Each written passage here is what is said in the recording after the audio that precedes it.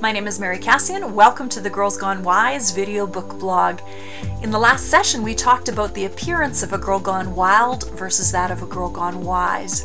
But a discussion about woman's appearance isn't complete without a discussion of her body language, which is the 8th point of contrast between a wild and a wise woman. Women's magazines, books, the internet, television teach women how to flirt. They commonly provide suggestions or even step-by-step instructions on how to position your body, how to walk, how to give the sideways glance, how to play with your hair or run your finger over your lips or collarbone or along the nape of your neck, all to help you know how to use your body language to charm men and turn them on. But provocative body language is the mark of a girl gone wild. She uses suggestive body language to attract the attention of men. She's mastered the art of the sultry look and the provocative pose.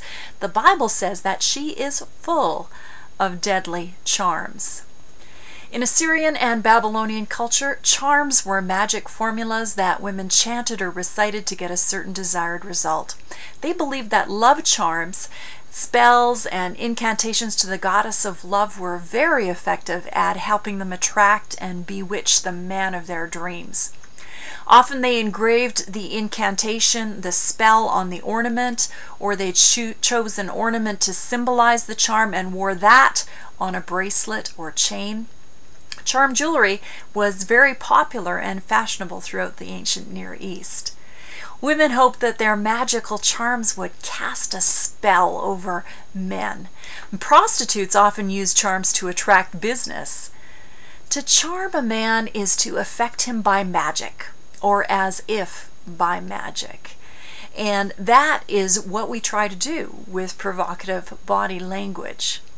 Spells, potions, and incantations are not necessarily involved in a charm. A charm is any method that a woman uses to manipulatively enchant or compel a man. Israelite women wore charm jewelry such as crescents, pendants, and amulets, just as the Babylonians did. They also tried to charm men with their appearance, their flashy clothing, shoes, accessories, cosmetics, and hairstyles. That's talked about in a passage in Isaiah. But the charm that tops the list in Isaiah, the one that the passage mentions first, is their body language. Outstretched necks, wanton looks, wiggling hips, mincing feet.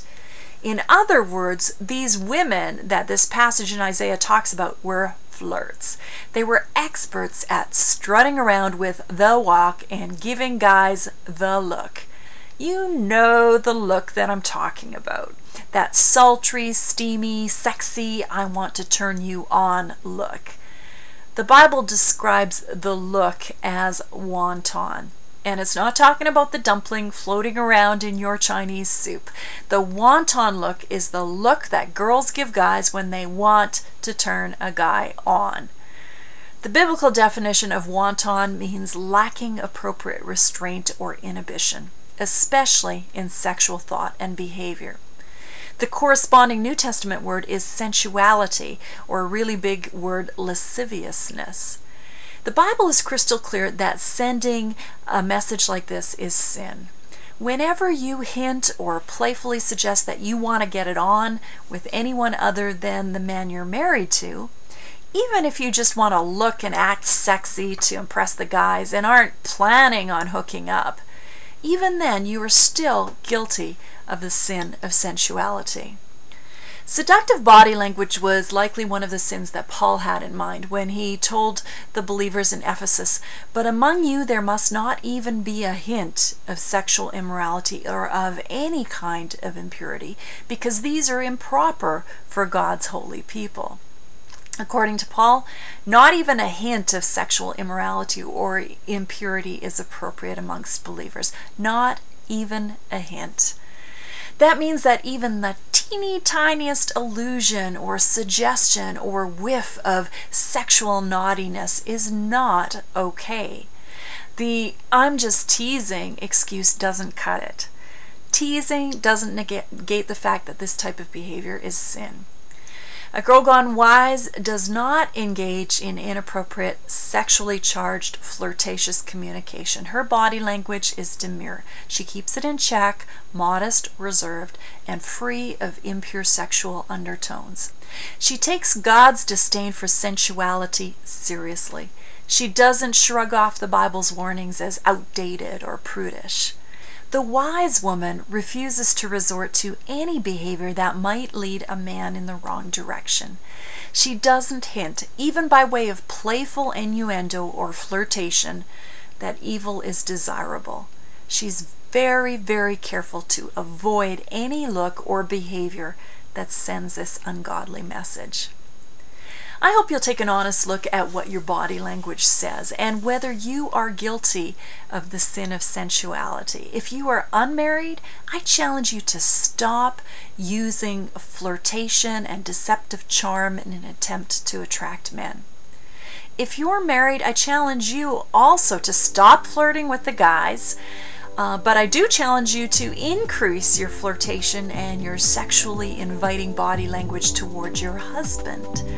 The Lord gave you the capacity for that come get me look for a reason, and there's a time and a place to use it. Your body language toward your husband ought to be alluring and sexually playful. We'll be talking more about sexuality a couple chapters from now. The world trains females from a very young age how to be flirtatious and how to turn on our sexual charm. The concept that we ought to reserve all of that charm for the man we marry is very countercultural. But I believe that it's God's challenge to you and to every woman who wants to be a girl gone wise. What do you think? Do you agree? Get on the blog and let me know what your thoughts are, and join me next time on Girls Gone Wise in a World Gone